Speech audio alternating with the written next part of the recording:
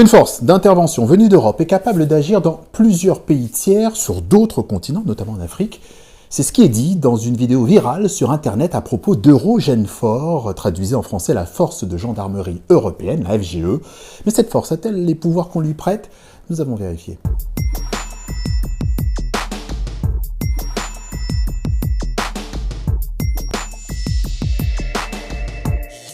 Le document vidéo est une conversation de 8 minutes par visioconférence partagée sur plusieurs réseaux sociaux, vue plus de 10 000 fois sur Facebook par exemple, avec beaucoup de réactions en Afrique. Dans cette vidéo intitulée « Les forces de l'ordre sont-elles toujours au service des citoyens ?», on y voit l'intervention d'une dénommée Sylvie Charles, dont on ne connaît pas grand-chose. Elle décrit ici Eurogenfor comme une organisation militaire européenne à même d'intervenir partout, au mépris de la souveraineté des pays concernés.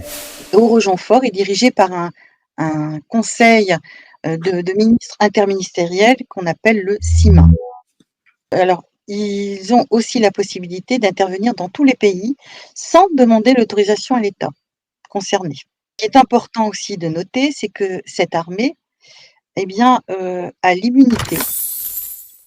Plusieurs points à vérifier à ce stade. Pour ce qui est du CIMA, c'est vrai, c'est ce comité interministériel de haut niveau qui définit la politique stratégique de cette force de gendarmerie. Il est composé des représentants des 7 pays qui ont créé Eurogenfor, la France, les Pays-Bas, le Portugal, la Roumanie, la Pologne, l'Espagne et l'Italie. Mais pour le reste, c'est faux. Les gendarmes d'Eurogenfor ne bénéficient d'aucune immunité, et c'est ce que dit le traité de Velsen de 2007. Lui qui organise cette force indique dans son article 13 que le personnel doit se conformer à la législation de l'État hôte.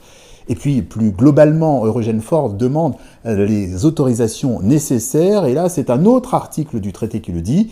La FGE ne peut pas opérer dans un pays sans y avoir été invitée par le pays en question.